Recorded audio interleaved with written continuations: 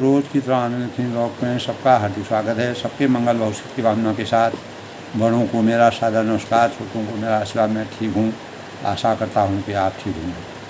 दोस्तों, आज के रामचरितमानस के बालकांड के प्रसंग में तुलसीदास जी ने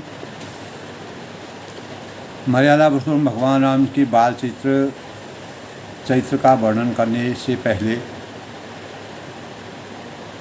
अनेक जो परम भक्त और मर्यादा पुरुषोत्तम भगवान राम जी के आसपास और उनके सानिध्य में रहते थे, उनके कार्यों को परिपूर्ण करते थे, जिन्होंने सांसारिक मोह माया के बंधनों से दूर होकर के पूरे परिवार के साथ ब्रह्मा विष्णु महेश जो सृष्टि के करता है, भरता है, हरता है, उनका बंधन करते हैं। हनुमान जी जिन्होंने हनुमान ते ही परसा कर पुनि की प्रणाम, राम काज कीने बिना मोहि कहाँ बिसरे। श्री गुरु चरण सरोज रज निज मन मगुर सुधार, वर्णो रघुबर विमल रसो जोदाय फलचार। यानी चारों पदार्थ के धर्म अर्थ काम मोक्ष की प्राप्ति करने वाली मर्यादा पुरुषोत्तम भगवान राम जी का वंदन करने से पहले, उनका गुणगान करने से पहले वह अनेक देवी देवताओं की पूजा करने में अपने भावों को समर्थवान बनाने की से अभिभूत होते हैं। तभी वह कहते हैं कि खल बन पावक ज्ञान घन प्रणव पवन कुमार, बरसई राम सरचाप धरो जासु हृदय याद। यानी मैं पवन कुमार, जिनको मर्यादा पुरुषोत्तम भगवान राम जी ने अमृत का बलिदान दिया और इस सृष्टि में आज भी वह पूर्ण रूप से विद्यमान है। मर्यादा पुरुषोत्तम भगवान राम जी स्वयं की समाधि लेने के बाद भी हनुमान जी को जो अपार शक्ति थी, तो दुष्ट रूपी वन को भस्म करने वाले जो हनुमान जी हैं अग्नि स्वरूप हैं, जो ज्ञान की घन मूर्ति हैं और जिनके हृदय भवन में धनुष बाण धारण किए हुए श्री राम जी निवास करते हैं। मैं उनकी वंदना करता हूँ। मर्यादा पुरुषोत्तम भगवान राम के बाल स्वरूप का वर्णन करने से पहले शिवजी और पार्वती जी जो स्वप्न में भी सचमुच प्रसन्नता जिनको होती है, वो भाषा और कविता का जो प्रभाव कहा है वह सब सच है। और मैं अति पवित्र उस अयोध्या नगरी जहाँ पर मर्यादा पुरुषोत्तम भगवान रामचंद्र जी अवतरित हुए, कलयुग के समस्त पापों का अंत करने वाले, नाश करने वाले, समस्त पापों का निवारण करने वाले सरयू नदी, गंगा नदी की मैं वंदना करता हूँ और अवधपुरी के उन नर नारियों प्रजा को प्रणाम करता हूँ जिन पर प्रभु श्री राम जी की ममता थोड़ी नहीं है, अर्थात बहुत है, अथाह ममता है। जब मर्यादा पुरुषोत्तम भगवान राम जी रावण के अत्याचारी रावण के वध करने के बाद अयोध्या में प्रवेश हुए तो उनका किस प्रकार से स्वागत हुआ। अयोध्या नगरी पूरी राममय हो गई और चारों ओर सुंदर आभा का, तो उसी आभा का वर्णन तुलसीदास जी सबकी वंदना करते हैं। और शीय निंदक अग घोष नशाए, लोग विशोक बनाए बसाए, बन्नौन कौशल्या दिष्प्राची कीरति जा सकल जगह। यानी उन्होंने अपनी पुरी में रहने वाले, उस अयोध्यापुरी में रहने वाले सीता की निंदा करने वाले धोबी उसके समर्थ, यानी एक बार रामचंद्र जी यानी धोबियों में लड़ाई हुई थी। उसी लड़ाई के धोबी और धोबिन के बीच में जब लड़ाई हुई तो उसमें सीता जी से कहा कि मैं कोई मतलब इस प्रकार से किसी के हरी हुई नहीं हूँ, जबकि वास्तविक रूप ये था कि भगवान ने केवल सीता जी का अंतर्यामी थे। उन्होंने इस बात को हमको अपने नियम में समझना चाहिए, अपने धर्म, अपने मन में समझना चाहिए कि सीता जी का हरण नहीं हुआ था। सीता जी का केवल छाया का हरण हुआ था, रावण उसी छाया को ले गया। मर्यादा पुरुषोत्तम भगवान राम जी ने इस सांसारिक महिमा लीला का वर्णन करने के लिए सीता जी को अग्नि में प्रवेश करवाया, जिसके परिणाम स्वरूप उन्होंने 14 साल का वनवास प्राप्त किया, अनेक प्रकार के दुखी मानवों का हित किया और असत्य में सत्य की विजय प्राप्त करने के लिए, मानव चेतना को जगाने के लिए अनेक प्रकार की, लेकिन जो मूर्ख लोग होते हैं, जो विद्या से कम होते हैं, वो लोग उसके सही सार को नहीं जान सकते। तो तब उन्होंने कहा कि अपनी पुरी में रहने वाले सीता जी की निंदा करने वाले लोभी और उसके समर्थक, पूरे नर नारियों के पाप समूह का नाश करने वाले, उनको शोक रहित बनाकर, उनको भी शोक से रहित बनाकर अपने लोक में बसा दिया। और मैं कौशल्या रूपी पूर्व दिशा की वंदना करता हूँ, जिसकी कीर्ति समस्त संसार में फैल गई।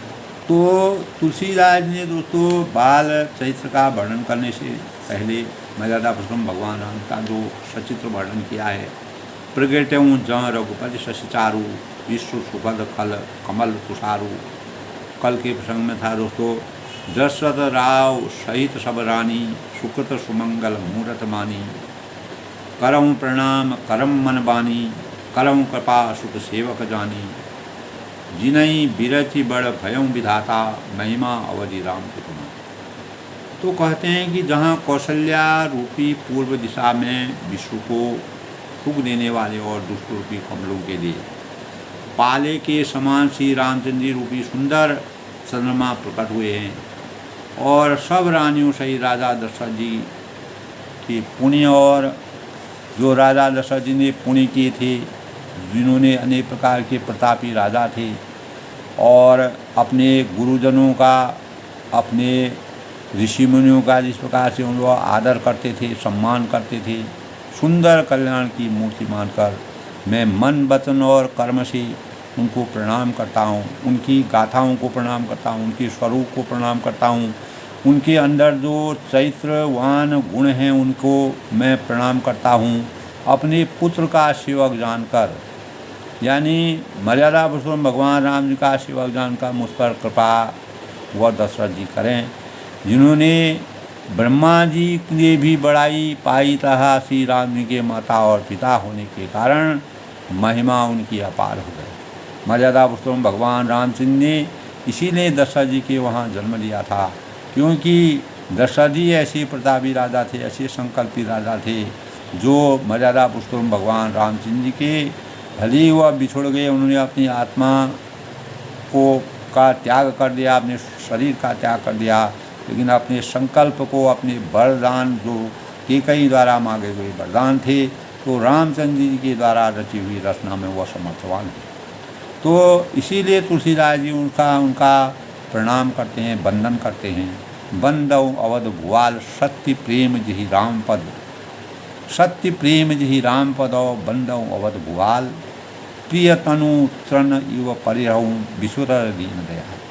तो मैं अवध के राजा श्री दशरथ जी की वंदना करता हूँ, जो जिनका श्री राम जी के चरणों में अथाह प्रेम था, स्नेह था, और जिन्होंने दीनदयाल प्रभु के बिछुड़ने पर अपने प्राणों को शरीर से प्राण निकाल दिए और मामूली तिनके की तरह उसको त्याग दिया।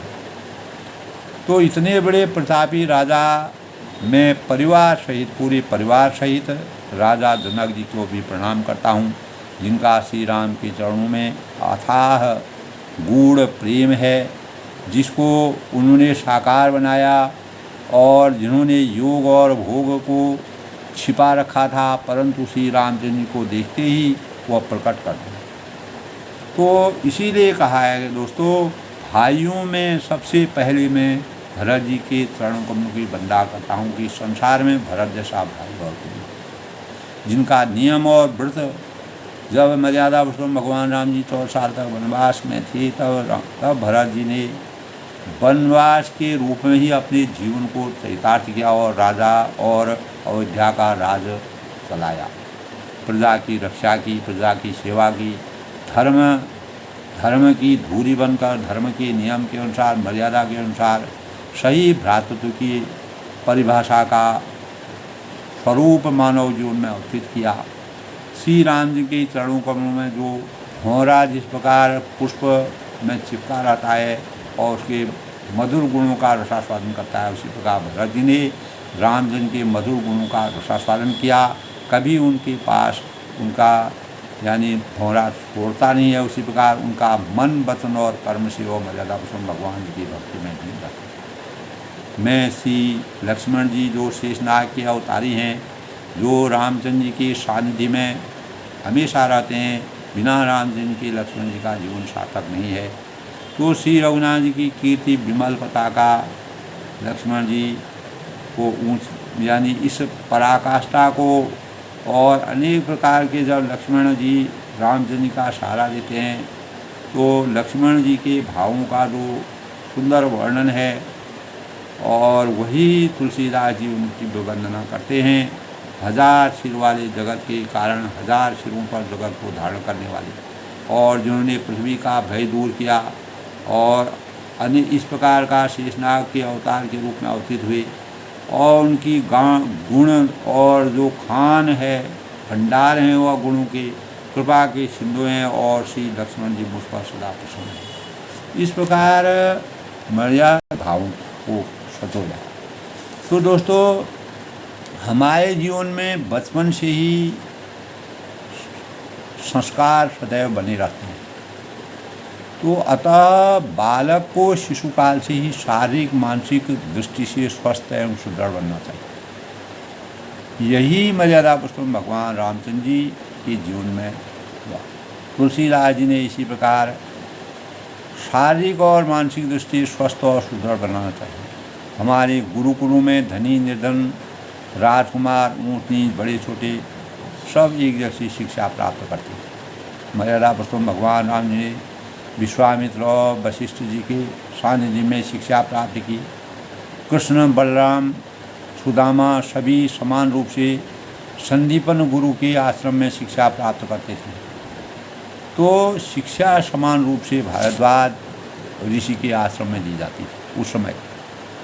तो राजा द्रुपद और द्रोणाचार्य ने आश्रम शिक्षा को राजमहल शिक्षा में परिवर्तित करके व्यवसायीकरण कर लिया, जिसका परिणाम महाभारत युद्ध में परिलक्षित है। इसीलिए शिक्षा का व्यवसायीकरण करना हमारी वास्तविक शिक्षा को धूमिल करना है, शिक्षा की छवि को धूमिल करना है। शिक्षा कैसे प्राप्त की जाए?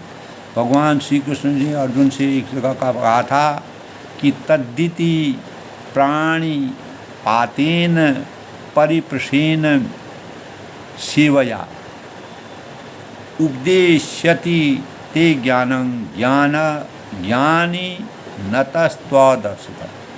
यानी अर्जुन ज्ञान को तत्वदर्शी ज्ञानियों के पास जाकर समझा, पहले उनको दंडवत प्रणाम करके शरीर को फिर सेवा करके निष्कपट भाव से मन से फिर सरलतापूर्वक बुद्धि अहंकार समर्पित करके प्रश्न करके जिज्ञासु होकर ज्ञान प्राप्त कर किया।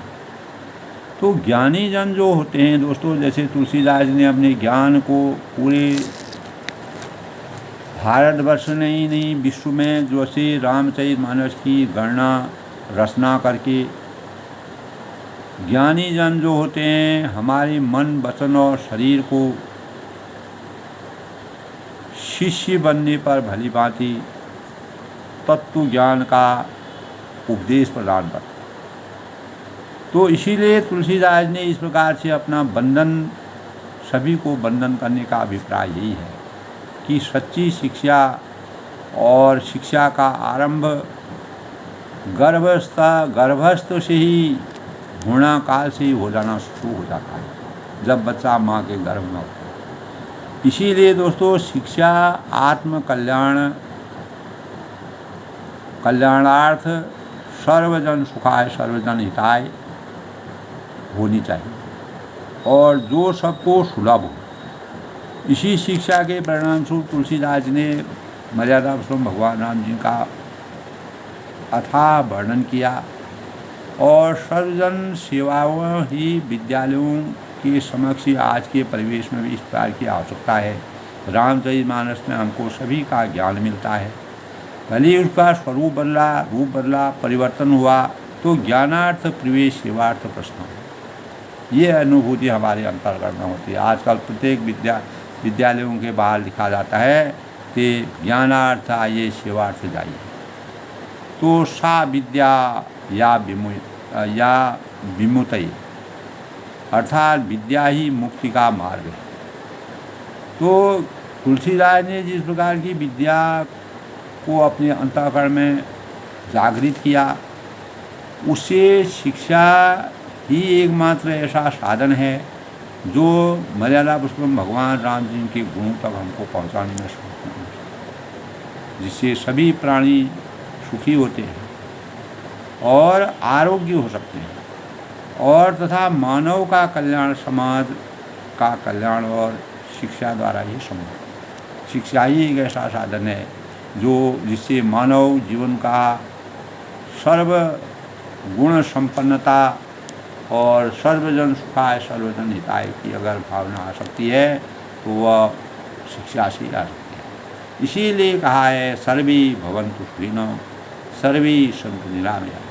इसलिए तुलसीदास ने सभी की वंदना करते हुए कहा कि रामचरितमानस के बाल स्वरूप का वर्णन करने से पहले मेरे अंतःकरण में ये भाव आने चाहिए।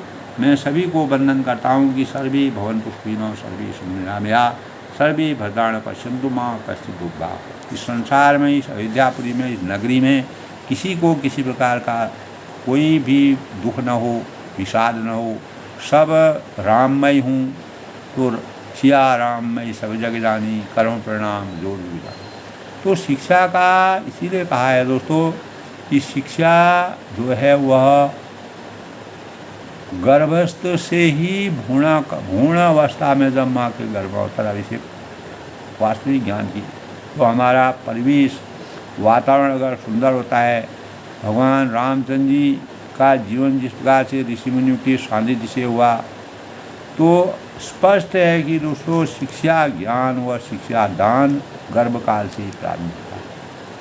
इसी बात को ध्यान में रखकर गर्भकाल से ही माता को विशेष संयम नियम पालन की शिक्षा हमारे शास्त्रों में है।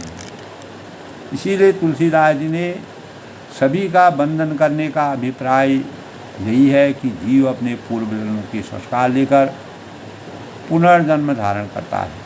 जीव को कर्म संस्कार से प्रारब्धानुसार ही उत्तम मध्यम नीच योनि की प्राप्ति होती है। उसी प्रारब्धानुसार माँ बाप भी प्राप्त होते हैं। जैसे रामचंद्र जी को दशरथ और कौशल्या जैसे माता पिता की प्राप्ति हुई, तो प्रथम शिक्षक माता है। भगवान श्री राम सबसे पहले माता को, फिर पिता को, उसके बाद उपरांत गुरु को प्रणाम करते हैं, क्योंकि माता प्रथम है। गुरु का तात्पर्य है जो गु अंधकार को दूर करके रू ज्ञान को के प्रकाश को प्रदान करते हैं। तो जो सबसे बढ़कर सबसे महान है वह गुरु है। अतः माँ ही सबसे बढ़कर गुरुतर है, जो गर्भ धारण करके अपने रक्त से सींचती है, जन्म लेकर दुग्ध से पालती है और उसके पश्चात गौ माता दूध से, धरती माता अन्न से पोषण करती है और तभी मातृभूमि स्वर्ग से भी श्रेष्ठ है।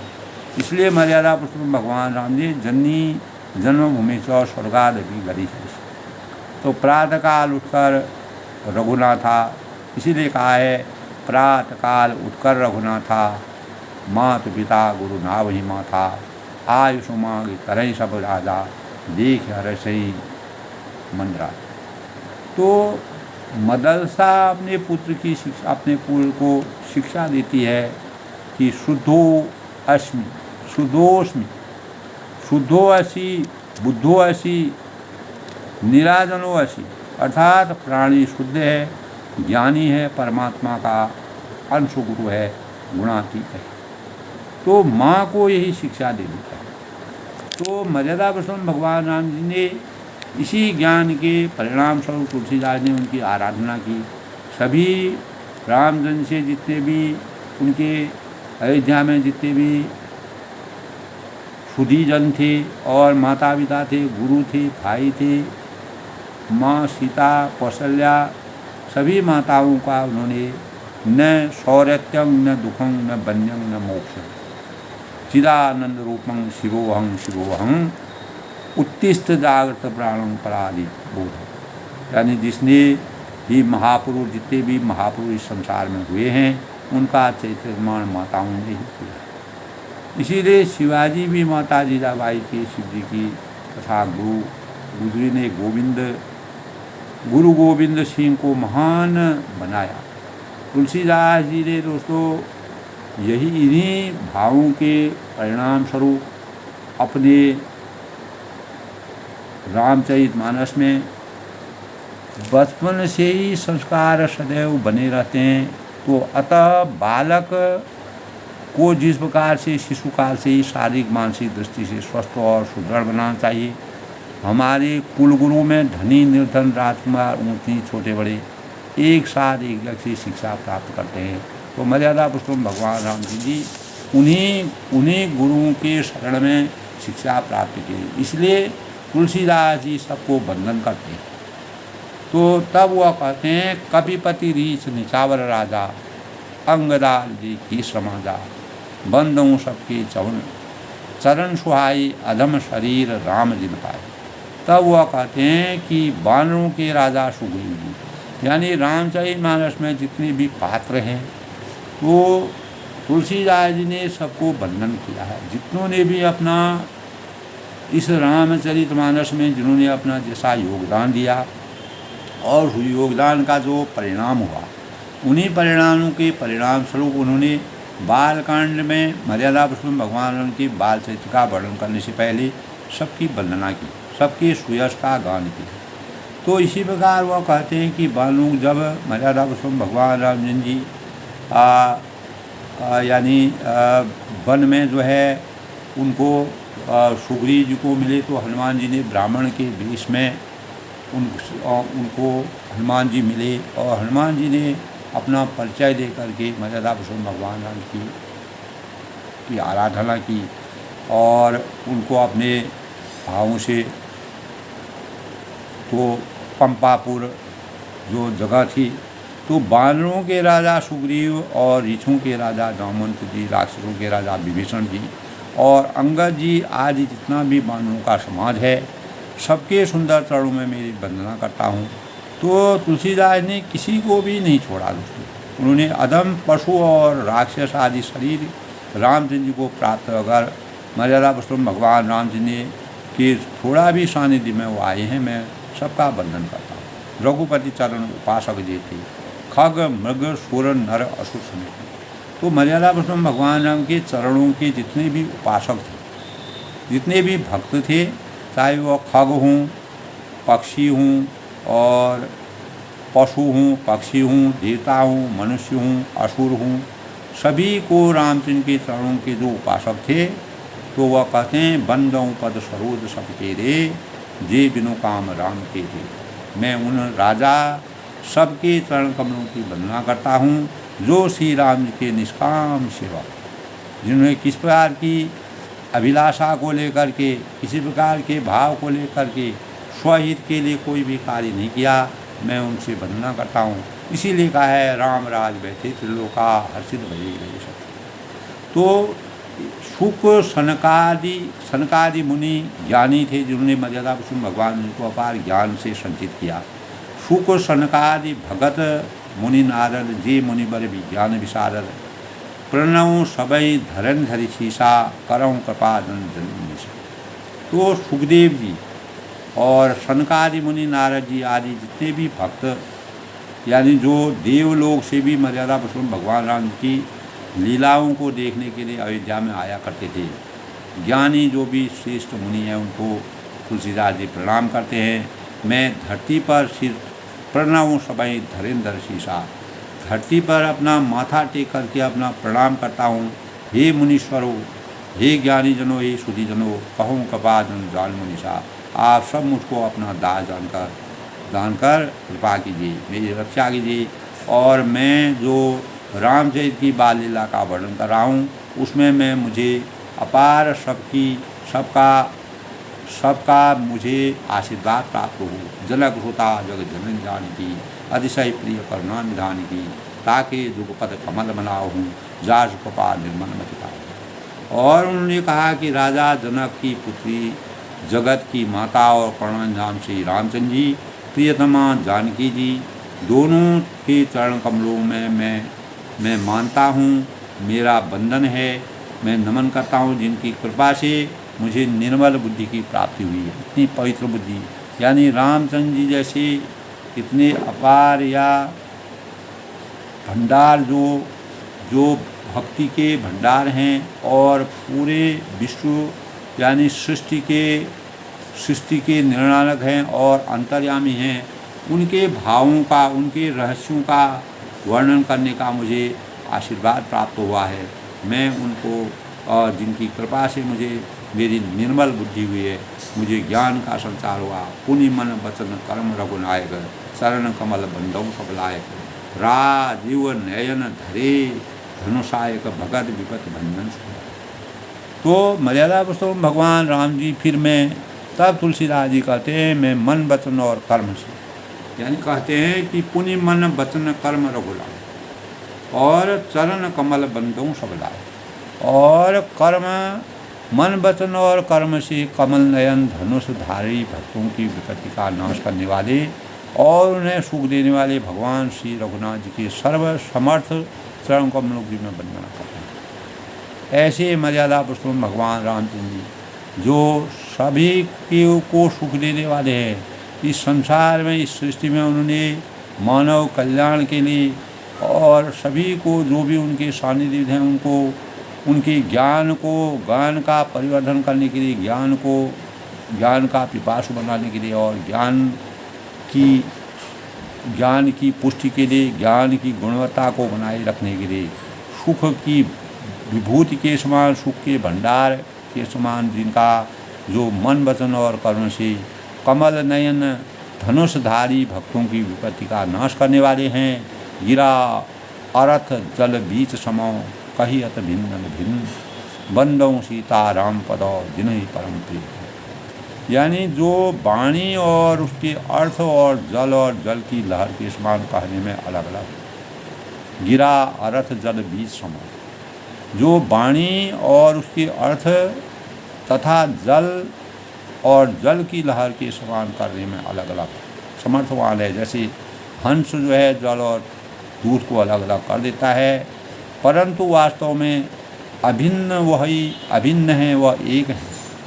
और बंदौ सीता राम पदौ जिन्हि परम प्रिय। उन सीता राम जी के चरणों में मैं हमेशा वंदन करता हूँ, नमन करता हूँ, जिन्हें दीन दुखी बहुत ही प्रिय हैं। जो दीनहीन तक, यानी 14 वर्ष के वनवास तक जिन्होंने अपने ज्ञान से, अपने भावों से और इस संसार को, इस सृष्टि को सजो कर रखने का प्रयास किया, मानव चेतना को जगाने का प्रयास किया, मानव धर्म की पराकाष्ठा को सर्वोपरि माना। और इसीलिए मैं तब वह कहते हैं कि मैं पवन कुमार श्री हनुमान जी को प्रणाम करता हूँ, जो दुष्ट रूपी वन को भस्म करने के लिए अग्नि रूप हैं और ज्ञान की घन मूर्ति, और जिनके हृदय स्पर्शी भवन में धनुष बाण, यानी जिनके हृदय स्पर्शी भवन में हमेशा धनुष बाण धारण किए श्री राम जी का निवास है। यानी हनुमान जी ने अपने चित्त में, अपने हृदय में हमेशा मन वचन और कर्म से सिया राम में सब जग जानी करहूँ प्रणाम, जो अपने हृदय अंकन में मर्यादा भगवान राम जी को साकार रूप में दिखाने के भाव की शक्ति को प्रकट किया। तो वानरों के राजा सुग्रीव को भी वह वंदन करते हैं। रीस राजा जिन्होंने मर्यादा भगवान रामचंद्र जी, वानरों के राजा सुग्रीव ने जब यानी पंपापुर में उनका मिलन हुआ था, तो वहाँ पर हनुमान जी ब्राह्मण के वेश में जब उनको मिले थे, तब सुग्रीव से उन्होंने उनकी संधि कराई, उनके विचार विमर्श करे। तो राक्षसों के राजा जो विभीषण थे, जिन्होंने अनेक प्रकार के, जिस प्रकार 32 दांतों के बीच में जीभ रहती है, उसी प्रकार विभीषण जो है लंका में राम भक्ति में निपुण रहते थे। और रावण के राज्य में उन्होंने जैसे 32 दांतों के बीच में जीभ रहती है, वैसे अपने जीवन को राममय बनाया। और अंगद आदि जितना, यानी बाली के पुत्र अंगद, जो बाली जो है मोक्ष की प्राप्ति के समय जब मर्यादा पुरुषोत्तम भगवान ने मोक्ष प्राप्ति की थी, तो अंगद को मर्यादा पुरुषोत्तम भगवान उनके सानिध्य में भेजा। तो सबके सुंदर चरणों की तुलसीदास जी वंदना करते हैं, क्योंकि इन्हीं की वंदना के परिणाम स्वरूप वह अपने रामचरितमानस की बालकांड के स्वरूप का सुंदर सुयश करने में समर्थवान है।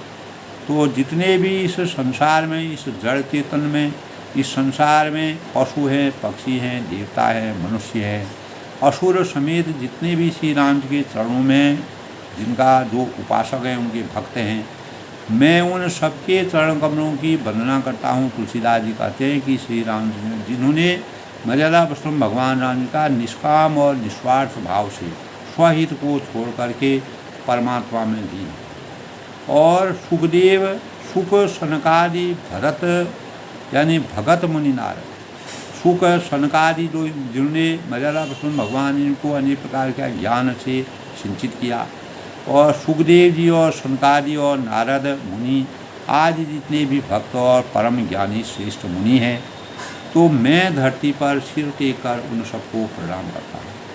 तो अभिनंदन करते हैं, प्रणाम करते हैं, आशीर्वाद लेते हैं, शिरोधारी, सबके आशीर्वाद को शिरोधारी करते हैं।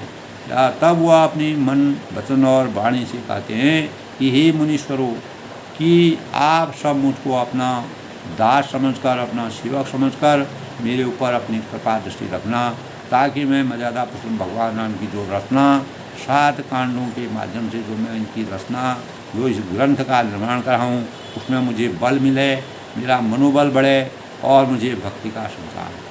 तो राजा जनक पुत्री जगत जननी जो धरती से जो पैदा हुई थी, उन माता धरती पुत्री जिनको कहा जाता है, जनक जी की पुत्री सीता, जिन्होंने जनक जी ने जिनको धारण किया था और उनका मर्यादा पुरुषोत्तम भगवान से स्वयंवर कराया, और करुणानिधान श्री राम जी की प्रियतमा जो हैं, जो उनके अंतर्मन में व्यस्ती हैं, और जानकी जी के दोनों चरण कमलों में तुलसीदास जी वंदन करते हैं।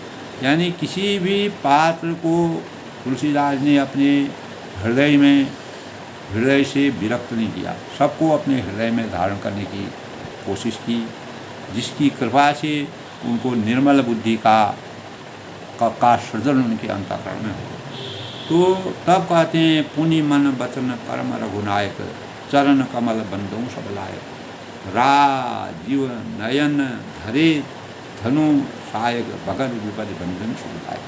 तब कहते हैं कि फिर भी मैं मन, वचन और कर्म से कमलों के समान जो जिनके नेत्र हैं, जिस प्रकार कमल खिल करके अपार आभा से हमारे चिंतन को सुखमय बनाता है, आनंद की अनुभूति करता है, उसी प्रकार मन, वचन और कर्म से मर्यादा पुरुषोत्तम भगवान के स्वरूप कमल के समान जो नयन हैं, धनुष बाणधारी जो हैं, भक्तों की विपत्ति का नाश करने वाले हैं, जिन्होंने भक्तों की विपत्ति का नाश करने के लिए 14 साल का वनवास लेकर अनेक कार्य किए, मानव सेवा, मानव रक्षा, मानव धर्म, मानव उत्थान और मर्यादा की रचना और संस्कारों से सुसज्जित होकर सर्वशक्तिमान बन करके और सर्वशक्तिमान बना करके आदर्शता के प्रमाण के रूप में अपने जीवन को चरितार्थ करते हैं। तो तुलसीदास जी उन्हीं का वंदन करते हैं। तो तभी कहते हैं, गिरा अर्थ जल बीज समो, कहियत भिन्न न भिन्न, बंदौ सीता राम पदौ जिनहि परम प्रीत।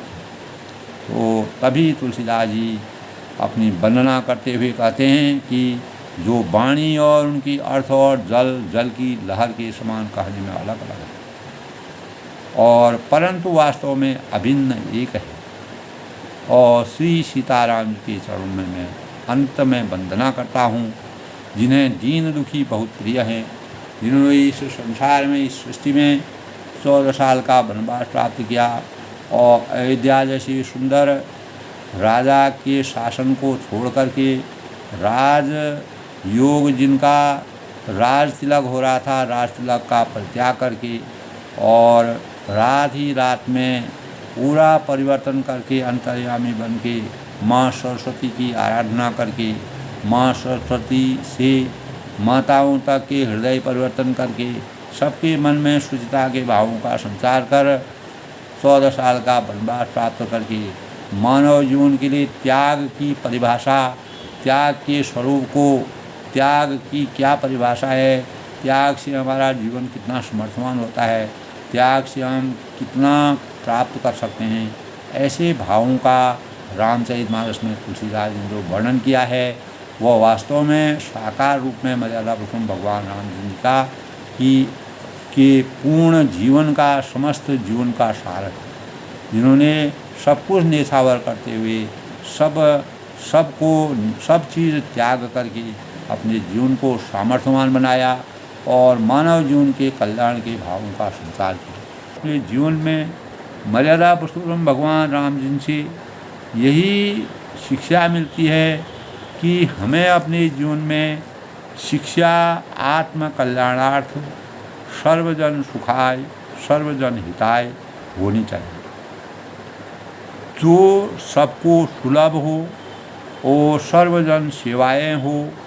और इसीलिए आज के परिवेश में सा विद्या या विम्यते, अर्थात विद्या ही मुक्ति का मार्ग है।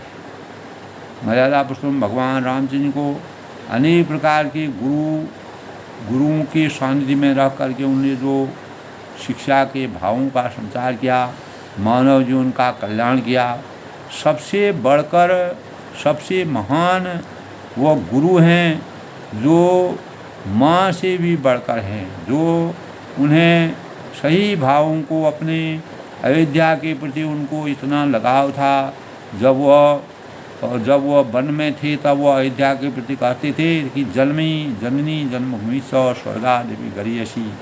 प्रातःकाल उठकर जब रघुनाथ जी प्रातःकाल उठते थे तो उसमें तुलसीदास ने वर्णन किया है, प्रातःकाल उठकर रघुनाथा माता पिता गुरु ना वही माता पिता न करते थे।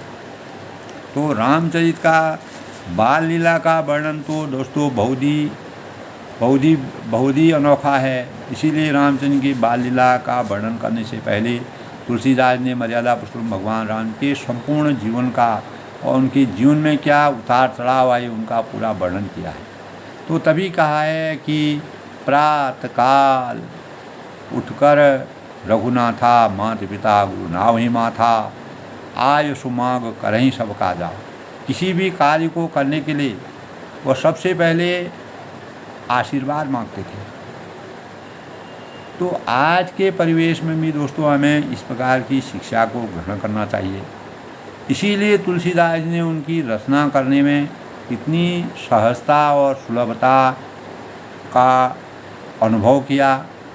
तो उनको कोई भी रचना करने में इस प्रकार की आसानी हुई कि माता पिता गुरु नाम ही माथा, आय सुमांग करें सब काजा। किसी भी कार्य को करने से पहले वो आज्ञा मांगते थे, देख हरै से मन राजा। तब राजा जो है उनके इस प्रकार के जीवन चरित्र को देख करके, सुन करके और उनके भावों को साक्षात रूप में देखते हुए अपार हर्ष का अनुभव करते थे, ज्ञान की पराकाष्ठा से संचित हो जाते। तो न सौरत्वं न दुखं न बन्यं न मोक्षं, तो चिदानंद रूप शिवोहं यानी उत्तिष्ठं जागृतं अन्य जाति बोधा। यानी जितने भी महापुरुष इस संसार में हुए हैं, मर्यादा पुरुषोत्तम भगवान रामचंद्र में उच्चतर हैं। मानव रूप में अवतरित होकर के उन्होंने महापुरुषों की गणना में तुलसीदास जी के जीवन को भी इतना परिमार्जित किया। तुलसीदास जी को अनेक प्रकार का ज्ञान का संचार हुआ और इसीलिए मानव जीवन का चैत्र का निर्माण अनेक प्रकार की माताओं ने किया, जिनके सौजन्य से उनकी कोख आज भी गौरवान्वित है, जिनके यानी भगवान मर्यादा पुरुषोत्तम भगवान राम जी ने अनेक गुरुओं के आश्रम शिक्षा, राजमहल की शिक्षा परिवर्तन करके तो शिक्षा को कैसे स्वरूप दिया।